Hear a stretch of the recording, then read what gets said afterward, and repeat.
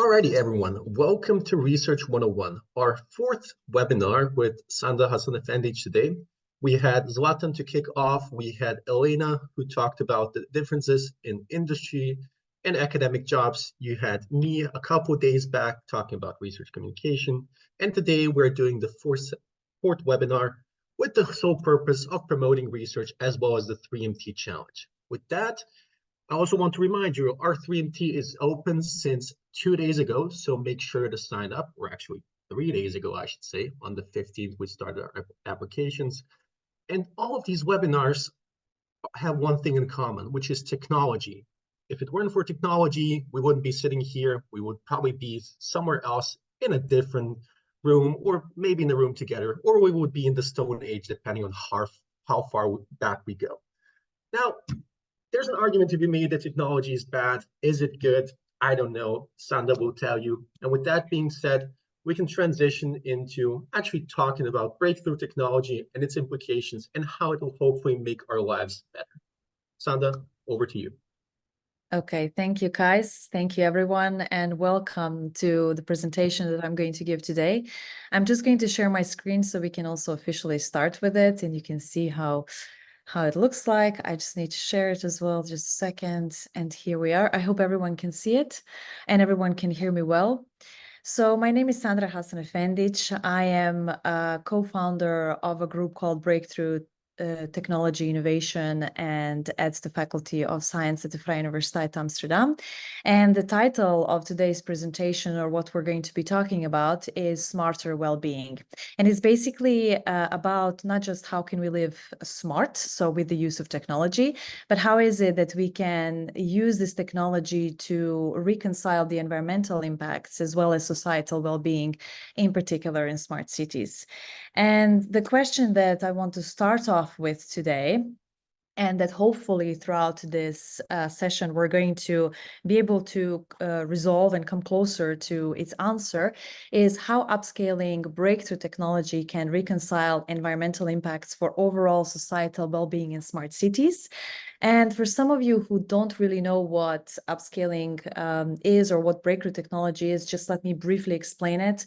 So breakthrough technology is any type of deep tech, for instance, cutting edge technology that exists and originates in the laboratories, so in R&D settings, and it finds its way into the market and society and completely revolutionizes that particular industry and contributes to societal well-being.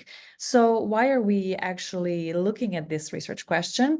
So this research question has been recently kind of a guiding research question within our group. And the reason is that our group particularly focuses on three main topics.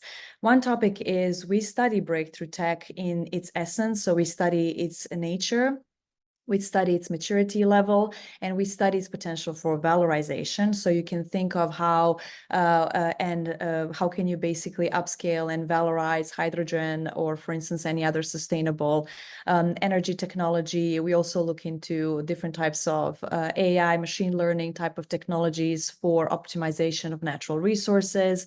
So that is what we actually look at on one end. On the other end, we also look at market and society. So in what ways can you actually upscale this technology in the market and society? So what do we need to think about in terms of which market segments, who are the users, how much money we can charge this technology for, how can we enable it better in society? And in the third part, we look at innovation, which is basically about regulatory frameworks, the innovation ecosystems and frameworks in which it will be implemented, policies, etc.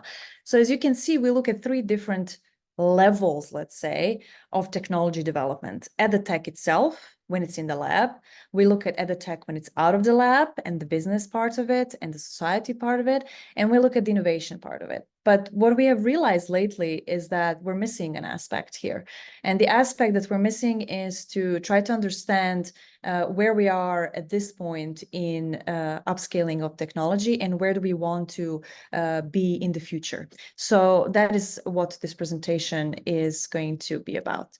And I wanted to basically start off with this image to kick it off. And this particular section quote by Harari. I think that you're all well aware that we are descendants of Homo sapiens, and you're all well aware, of course, that Homo sapiens was the most successful species in the world of humanoids who has completely dominated the world at one point and exterminated Neanderthals for supremacy. And if you look at several scientific articles, of course, there's several assumptions of why and how this was done.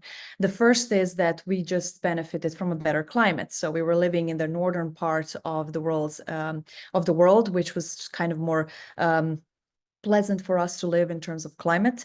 Secondly, we were also able to better use the environmental resources. We had better food, let's say. We were able to get better food for ourselves. And we certainly weren't physically more advanced than the Neanderthals, not even by bit. They were much stronger and much more efficient. However, scientists also say that communication and gossip were actually key and critical for Homo sapiens to be so successful in dominating the world as a humanoid species. Basically, that is true, and certainly communication and gossip helped us advance, but it wasn't necessarily the act of communication and gossip that helped us advance. It was the fact that basically people were able to, through communication, to share the knowledge about certain topics, what they have learned through generations, and in one aspect on the tools, as you can see here, we were able to kind of upscale this primitive tool technologies that enabled us to hunt better, simply. And through gossip, it's actually also been researched as one of the female activities that happened in groups of Homo sapiens women. They would gossip a lot, and they would share these secrets and ways in which they can process food in a better way, create, for instance, from grain flour, upscale a certain primitive technology in terms of food processing, and therefore enable the people to eat better. And when you're better fed, you eat better, you have more energy. Of course, the survival rate also goes up.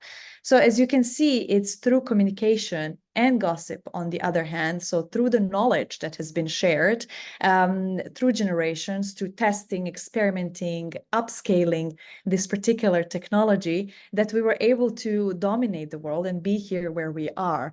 So as we experimented, we also grew our world into a more habitable and hospitable place. So it was much better, much more efficient, much happier to live in such a world in which we actually started to master its complexities. And you can see that transitioning throughout history. It took us around 100,000 years to go from hunter-gatherer to agriculture. So we stayed there for quite a number of years. We upscaled different types of primitive agricultural technologies to the agriculture that we know right now. Then we moved into the industrial era. It took us around 10,000 years to go from agriculture to industry. And it took us around 200 years to go from an industrial revolution to the scientific revolution, in which the atomic bomb marks the beginning of it in 1945. I don't know if some of you followed the Oppenheim actually movie, but essentially it talks much about this. So the common denominator basically of the technology upscaling is that you can see that it has been a key driver in human advancement. So upscaling enabled us to progress, first to dominate, and then to progress in society as we got along. At the same time, you can notice that the time frame by which we upscale a technology to a certain efficiency increased dramatically. So I will just give you a few examples that we can maybe go a bit deeper in. And one of those is with phones. If you think about a phone that was first patented by Bell in 1876 to today's cell phone, it took around 100 years between this first testable product on the market in 1876 to Cooper's cell phone in 1973. So this time frame in which R&D happened, experimentation happened, demonstration in the market, people testing it, it took 100 years. So the time frame exponentially shortened. To mobile phones. So from 1973, we had several different types of mobile phones. Some of you may remember Nokia's and all of these other type of mobile phones that we know today. And really the revolution, the breakthrough happened in 2007.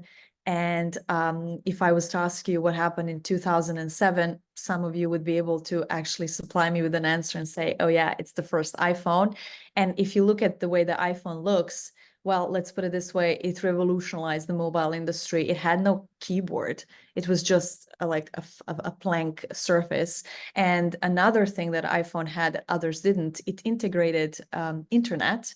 It was a camera as well. So it was your audio recording device. So it was multiple devices into one. So that's what completely changed the mobile phone as we know it. So it took 50 years from the first cell phone to the iPhone to be developed with integrated technology. It took us around 20 years to have the latest iPhone as we have now, which is better than some of the cameras out there. And if you think about further, these time spans of upscaling are growing shorter and shorter. Think about generative AI. It was Ian Goodfellow who actually worked also for, developed a research paper about generative adversarial networks that form the basis of ChatGPT, worked for OpenAI a bit as well.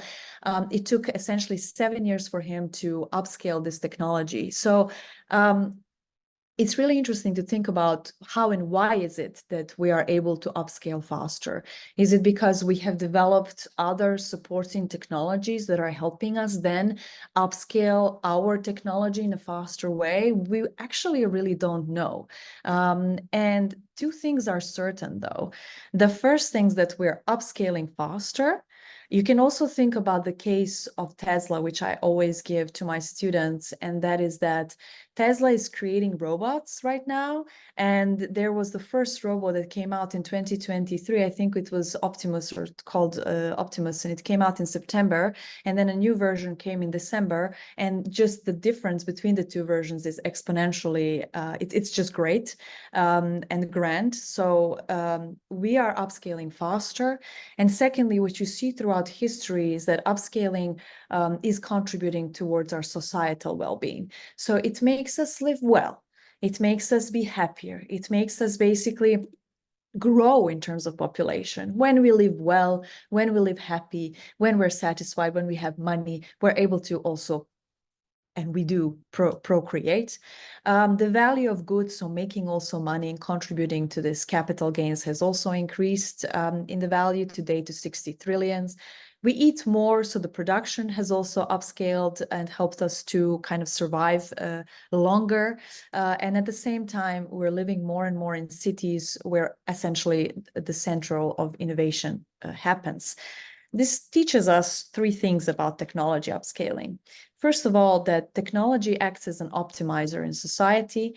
So, for instance, if you think of AI and machine learning, it optimizes resource consumption and different types of operations. It acts as an enhancer, where it's trying to draw the best out of different types of resources that we have. So it's trying to redistribute energy efficiently, but also manage other sustainable technologies, let's say, in the world. And it acts basically as the creator of opportunities for business, but also for jobs, but also for educational advancement. And as long as technology upscaling has always been there to support us to live a happier, better life, to progress, procreate, and continue our race, it also has recently been under attack.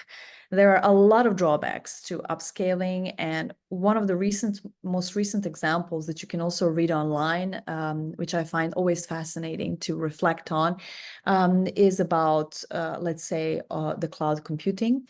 You all know what a cloud is. I think most of our information and data is stored on the cloud. Most companies operate by using cloud services, and behind these cloud services is this huge engine, these huge data centers that are actually consuming the equivalent of 50,000 homes in terms of energy, and they're creating a carbon footprint that is bigger than the entire airline industry. So that is quite concerning. And if you ever have the chance, you should read the article by Stephen Montserrat from MIT. He's an ethnographer and anthropologist, and he really gives a convincing case about how much energy we are using, consuming, and devouring with this breakthrough technology that is called cloud computing. In US, it's 200 terawatt hours annually, and it contributes to 2% of carbon emissions. In Europe, currently, it's 30 terawatt hours annually, and it's expected to grow to 115. Predictions are those by 2030. It exhausts liters of water to cool off the system. So water is used in alternative to air conditioning to actually cool the system of data centers. So you can see that 25 to 30 million liters of water annually is used on a smaller data center plant. It's extremely noise polluting. If you're right next to a data center, it can actually damage your hearing. And we have them on the rooftops of many buildings, like in the US, but also Europe. So it's extremely disturbing for people who live around the neighborhoods. And we have huge problems with waste. We really don't know how to recycle this. Like, we don't know how to recycle, not even parts from a PV solar cell that we put on our house, let alone huge data centers. So it creates so much waste annually, and we don't really know what to do.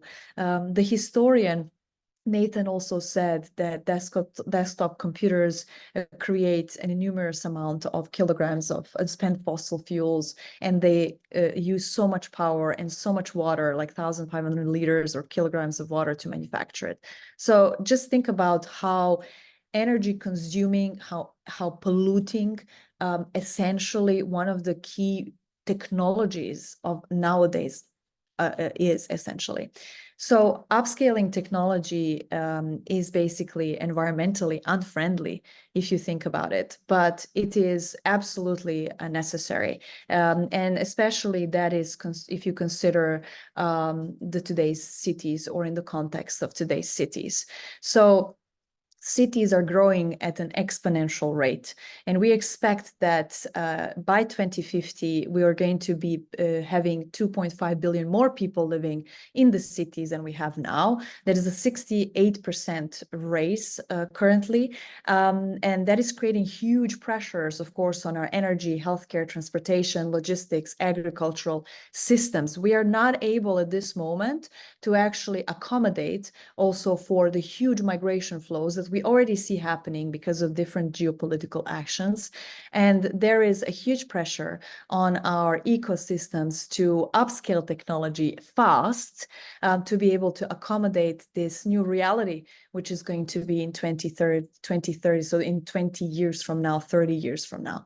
So we need to upscale technology to survive. We have always done so. It's essential to progress. We're doing it in a short period of time. We don't know how or why. We still haven't figured it out, but we need to be even faster. But at the same time, we need to be able to be conscious that technology, as we upscale it, has environmental imprint in it, but it also damages the societal well-being in cities. Because if you think about how much environmentally it's damaging, it also damages your well-being in terms of noise, in terms of pollution, and in other ways. So the question is, how can we reconcile this? How can we still continue upscaling, but upscaling smarter? So that is basically the essence. And I really liked the article that I also read, not recently, it was quite a while back, during some research in smart cities, is when the authors of the Singapore Global Center at United Nations Development, they wrote that we don't need smart cities. We actually need smarter cities. So technology is one part of it, but we need to understand how can we incorporate the environmental factors into designing technology, and how can we incorporate society, and not just like, oh, we're going to sit around the table and we're going to think about user-centric designs, or we're going to think about what do the users need out of this technology to live better. No, I'm thinking of communities, of integrating, working with communities, and basically to upscale any type of technology, because you have to understand that realities in different parts of the world are different, and certainly that we don't have the same reality. So we need to consider different realities, different communities, and think about in what ways and what kind of business models do we need to create with having these two elements in mind? You can think about circular business models, but circular business models address societal needs at a very lower scale, whereas they really incorporate the environmental impact aspect. But do we need to go beyond beyond that? That is the question. So we need to ask questions first. So our research group is asking questions about tech and well-being. What is actually upscaling, this breakthrough technology that has really changing consequences for the world? So what is it actually? And in consideration of our well-being, to live well, good, with money, happy, satisfied, with family, not moving all the time. What do we want from this technology? We need to think about balance. How do we balance these two? Technology has shortened the span of upscaling, and it has become so crucial for companies just to do things faster, to go into the market, to get more capital gains. But is this what we really need? Is this really what is necessary? Can we rethink the upscaling model? So do we need different business models? I come back to that to achieve the balance. And should we even think about upscaling for the societal good, considering environmental impacts, or should we just go as we're going along and see where it gets us? These are some of the questions that basically we have been asking ourselves in our research group. And I want to leave you with these questions. I want to leave you with thinking about this particular topic. And I feel that asking the right questions is basically the first step in the direction of getting the answers that we want. So thank you for this short presentation, and I look forward to your questions. Thank you, Sandra, for the amazing presentation. Short, sweet, compact, filled up with info. And actually, we already have one question from Valentino, which is what kind of waste do data centers actually produce? Yeah, so it's basically considering the different types of electrical cables and basically the type of hardware that they use and the recycling of certain materials as well that they're using to maintain that they're able to maintain the specific optimal cable flow. So it's like certain type of materials that I'm not a complete expert in, to be honest with you. So that is what scientists most often refer to as the waste that is being produced by data centers. Thank you. And actually a question for me, because you mentioned the challenges of upscaling and you mentioned how we are moving at a very fast pace from one century to the next. Do we have a theoretical limit at which point we'll basically run out of resources and we won't be able to catch up? Or is that the other side that you also described, in the sense that we need to figure out how to do it more efficiently? So Yeah. is it kind of a race, or is there a limit, a hard limit to where we can't progress any further? I don't think there's a race. I just feel that there is a certain paradox happening, basically, so that we are progressing faster, but as we progress faster, we are environmentally more creating more harm, let's say, than we would like. But predictions, no scientist or environmental scientist can actually predict whether we will run out of environmental resources. We know that the damages are real, and we know that we are contributing to the degradation of our environment, but essentially the degradation of the humankind. So, but there are no hard predictions at which pace, at what point this is going to stop. It's just a really weird paradox that we're in, and we're doing something that is really not working. And it's just not having the same effect. The type of upscaling we're doing right now, if we focus on technology, is not having the same effect as it had, let's say, 200 years ago. So maybe we need to rethink the models and the business models that we have been using for centuries that have not really changed so much. Maybe we need to rethink the way that we think about them, the way that we think about stakeholder engagement. And yeah, it's questions that are unsolved. It's something we're looking at. We don't have the answers to yet. We hope to have. That's for sure. And also on that topic, I read an article quite recently which kind of describes that millions of research articles will disappear within the next couple of years because of those exact reasons. We're running out of resources, and there's no point to indexing all of this stuff. So we're actually running into societal problems, as you mentioned, to the point where we're losing progress as we make progress, which Yeah. is paradoxical in its best example possible. Yeah, so there are scientists, really, a lot of scientists around the world that are trying to look into technology, business, and innovation aspects and try to understand from both the tech part, but also the societal part, how is it that you can bridge the gap? We're always looking to bridge this gap.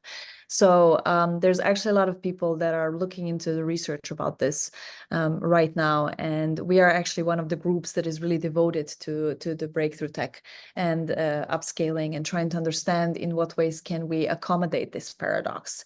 And we are closely looking at several things. I will tell you that I've mentioned as well.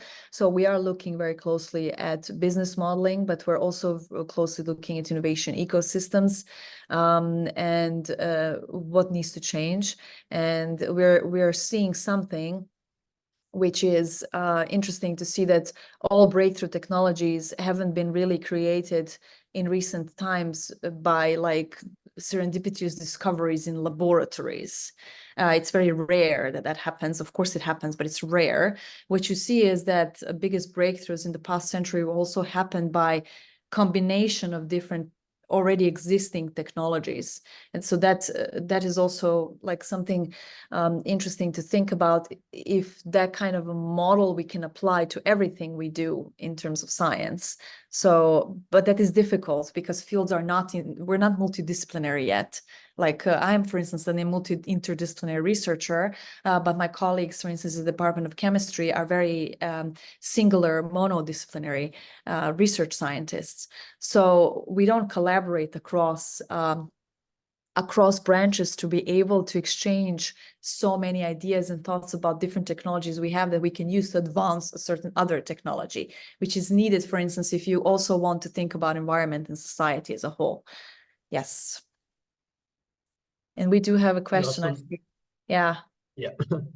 Zandri asks, do we need regulation to achieve the slowdown?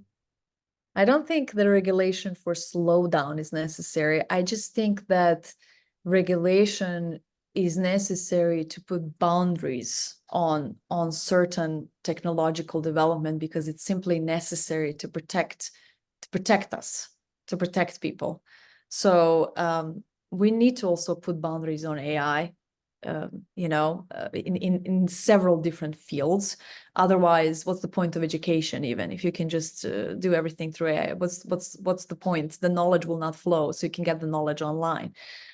So I don't think it's necessary to slow down, but to put boundaries around certain technologies that are emerging, and not boundaries in just boundaries, but to think of them with this societal environmental perspective, but for different ecosystems and places, because it's not the same in Africa. Those people don't care so much about environmental well-being when they're struggling to find pieces of food in the in their environment. So there's a different perspective, and we need to consider that as well globally. And I would also use the chance to kind of, we can jump to the next question because we already have one. Do you think the focus should be more in the research and development side or the commercialization, therefore, or both? You know what? I think it should be, and what we see, if you look at a DARPA program from the US, like the development of the navigation system, the drones and all of that came from the DARPA projects from the US military and defense agency. It's interesting how they did it, because the model really works. And the model is that you need to let R&D be, and you need to let commercialization be. Meaning that scientists should be scientists, and they should have space to develop and explore science. And it goes at a different pace than commercialization does.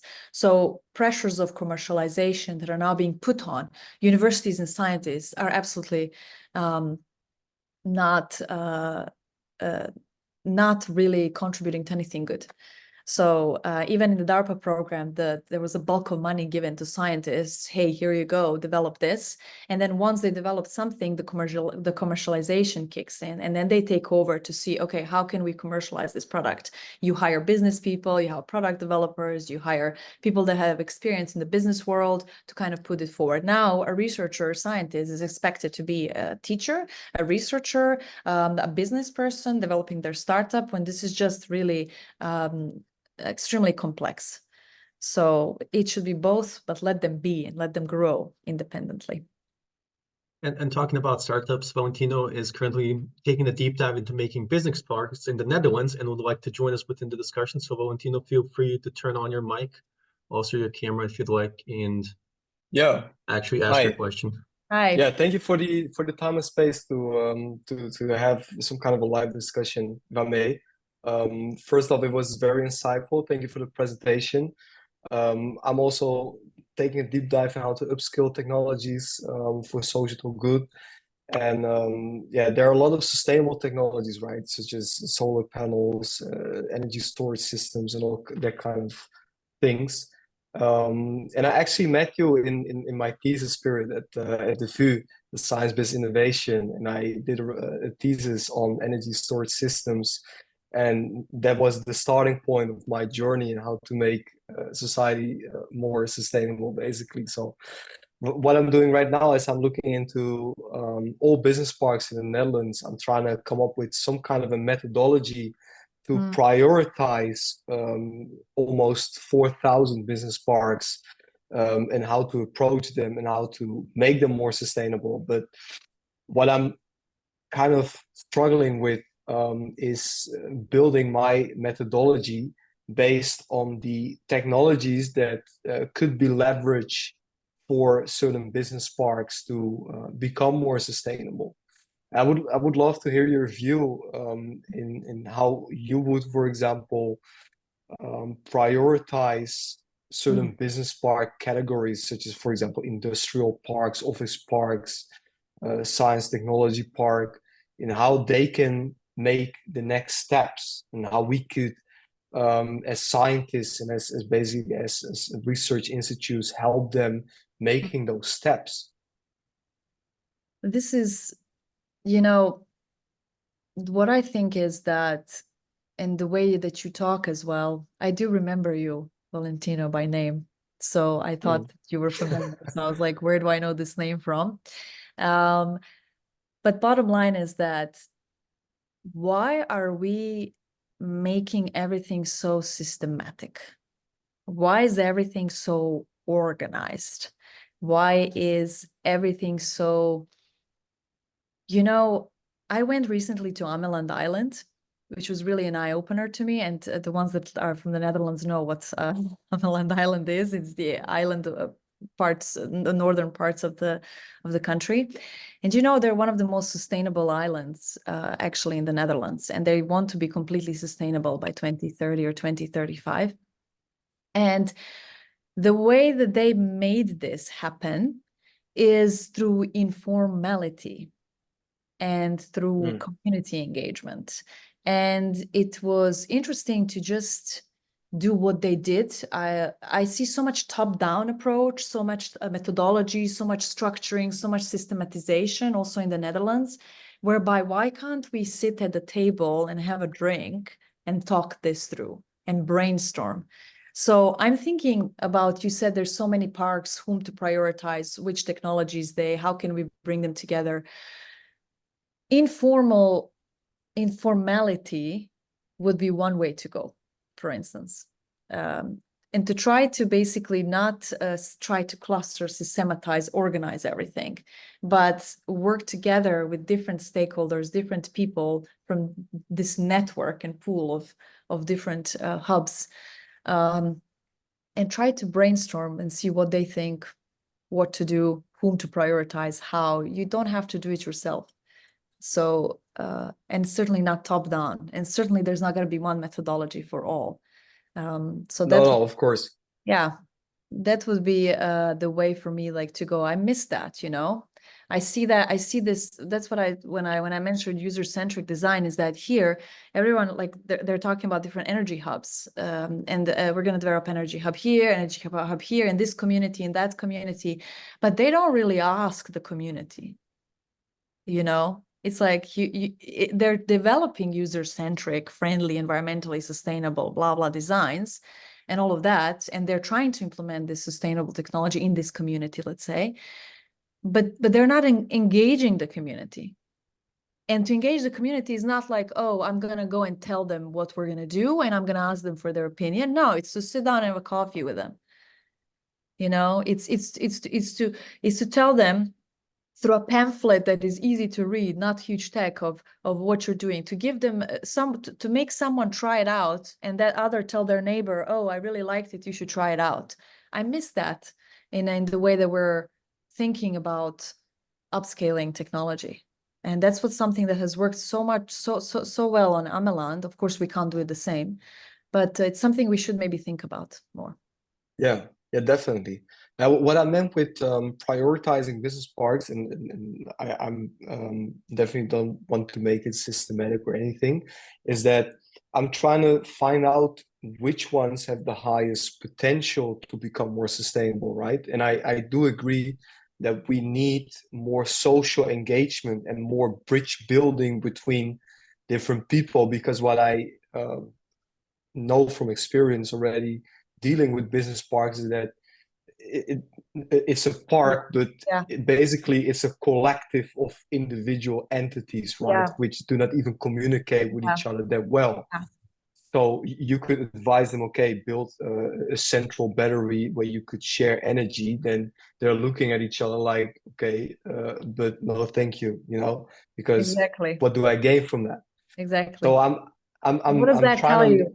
What does that tell you? The communication is missing. We see it in our newest research that's just going to come out in a couple of months, we hope. We see that that's the missing part. So if I would have to recommend something, I would see which business park has the highest potential and has the highest rate of communication, networking between these different entities, and also which one is the most, the one that is thinking most about society and technology and how they can be brought together. That's the one that, from our research that is upcoming, has the highest potential for, let's say, success, preliminary information. So I would look at that, really, and make that your criteria. Yeah, so which business park has the highest rate of communication? Yes, between the different entities, and also is integrating society the most, thinking about society in their tech upscaling processes. So that element of community, communication, society, and technology, on the other hand, is something you need to prioritize to make sure that it's quite successful. And we're seeing that in several examples, let's say, of preliminary research so far. So that should be your criteria, one of. Yeah. Thank you so much. It's really insightful. Hope it helps. Nice work I hope so. as well, Valentino. And actually, to just give you an example, it's not very scientific, but it's kind of anecdotal from my background, which is in life and medical science. One company that does pretty much everything what Sandra just describes, and I'm just now picking it up as she explains these criteria and how she would approach it, is Thermo Fisher, the giant in the chemical industry. Two things they do is, one, they do informal events at research institutes like coffee and tea, and they talk with people, and then they present not only their products but also their like green plans, how to do recycle plastic and so on and so forth. And the second thing, which is also in there, they unite kind of the institute heads who never met each other actually get to meet over a coffee because Thermo Fisher is in-house. And the second thing, which is also kind of genius to do, especially in the scientific world, is they do these so-called supply centers, which is they have certain things on hand at every institute, which are like your regular lab things, everything from reagent that you use on a daily basis to, you don't even have to order it. You just grab it from your supply center, which is just their fridge, and then you go from there. And that also kind of has a uniting feature within it, because we're all profiting from it as well as they. as well as the business. So quite interesting. Yeah, there's another thing that you touched upon that's actually very common in the healthcare industry. As you might know, not the healthcare industry, but also biotech and life science industry is the most unsustainable industry in the world. And they're actually the ones that are also creating so much plastic pollution, let's say, in the world. And they're all, there was a summit in 2000 and I think 19 or 17, I'm not sure anymore. But I was at this summit where they were basically talking, there was like different representatives of different life science companies, the suppliers, the biotechs were there, the Pfizer, like all these big pharma were there, and they were just discussing about sustainability, you know. And it was interesting to see that they all talked about sustainability as an action.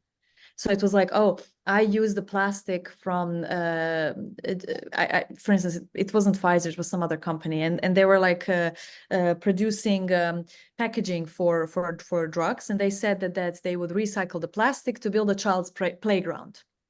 So, and the other one said, yeah, we have included 3 electric cars to supply. There was this logistics company that used 3 electric cars to supply pharmacies with drugs. I don't know. So every single company looked at sustainability as an action. And what you see is also research says this. And if you look at the case of a completely different industry, like a brand clothing company, Patagonia, sustainability should be thought of as a process. It's not an action that you do. So that's what I'm saying. Like, you need to inherently incorporate it in your business model, sustainability, if you're going to be sustainable as a company.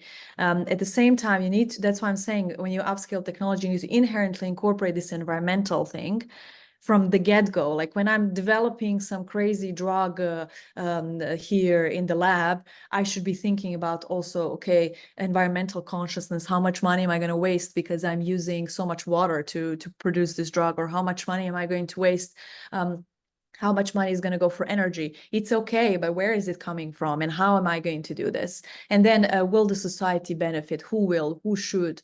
These kind of things should be thought of from the get-go, and that's not the case. So sustainability also is an important parameter, something for you, Valentino, if they think of it as a process in their business models of these different elements in the business park.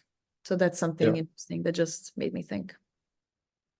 Yeah, but thank you. For example, also, Kais. Yeah. Do we have any further questions? Let me just quickly check. Doesn't seem to be the case. All right. Actually, one more, Ahmed. What future breakthrough technologies or innovations do you eventually foresee for the next years, and what are the challenges for those predictions? Oh, it's a really good question. It's a tough question. What do I foresee? AI is going to transform a lot of industries. That's number one. It's already happening, but I think it's going to create complete refurbishment of the drug discovery process and drug development process, I think. And especially we're going to go into the era of personalized medicine. I truly believe that. So that's what's really, I think, really close for picking. The second thing is, and I can't forget it nor neglect it, nor do I want to, it's quantum computing. I think the combination of AI and quantum computing is going to really cause severe perturbations of our systems, and we need to prepare for that. So it's going to both optimize a lot of our systems, education also, and healthcare, and energy, and agriculture, and every single aspect of our lives. But we need to think about it already now in order how to put boundaries around that system. So if we don't, we are in for a lot of problems in the next years, and widening the gap between the rich and the poor, as it's already kind of happening. So yeah, that's what I would kind of foresee. And just another question wrote in. We saw that as communication improves, tech also improves, like ChatGPT. So does the usage of environmental factors also increase? Or as it improves, can we expect the usage of environmental resources to decrease? But that is the thing exactly. So what we're seeing now is that the environment, as we are technology, as we are creating, the more breakthrough tech we're using, developing, the more we're integrating technologies. Even if you think about quantum computing, it is extremely environmentally hazardous. So bottom line is, it does not maybe have to be. We need to think about it if it does or does not have to be. So it does increase the use of environmental resources. And if we improve it, we could decrease, of course, the environmental. So it's a paradox. On the one hand, all of these different technologies are so cool and so great and fantastic, and they're helping us also live better, optimizing everything. But at the same time, they're also hazardous, not just environmentally, but also people are losing jobs. So our societal well-being is like going down. So there's like hazards with it. It's a paradox, but we're not able to solve it yet. So is the regulation the way, the boundaries framing, is different business modeling the case? That is something that we really need to, as scientists, also think about and connect with different groups of stakeholders to brainstorm it together and try to see how can we kind of look into this direction, not just developing tech and commercializing and blah blah, but also, hey, let's think about this other stuff that are happening beneath the surface of all this good stuff, and how we can keep it, let it grow, let it happen. But how can we make sure that the other stuff are also included in it? So the environment, the society thinking and all this. So it's still not optimized. It's still not optimized as it should be. And we can do it. Like we can do this. Like we can. It's progress. We won't stop. I guess the next and up and coming generation alongside you, Sandra, will hopefully enter the field and tackle these challenges that we obviously face as a society, even though we might not be aware of them. And to close it out, I would kind of tie into the one thing you explained, which is your background and then the background from your colleagues and the multidisciplinary approach that is obviously needed to solve these huge issues. So if someone was to enter your field, and if you were to build a prototype of the perfect person, the perfect educational background for breakthrough technologies, it would probably be very nuanced, I can already imagine. Yeah. But would you be able to kind of give us like at least some background on that person and how they should approach going into that career? Well, definitely a person that you would expect to have a consideration for technologies upscaling in the society and market for the future should be a person that has a background in technology, that understands inherently how technology works, and how, for instance, has a background in chemistry, in physics, in engineering subjects, whatever is relevant, but at the same time also has societal understanding and understanding how societies advance, and on the other hand, understanding how the markets work. So it's important that we keep training people that are scientists. That's what I said. It is important that we keep training people that are business people and business minded. At the same time, we do need a pool of people that are able to bridge that gap.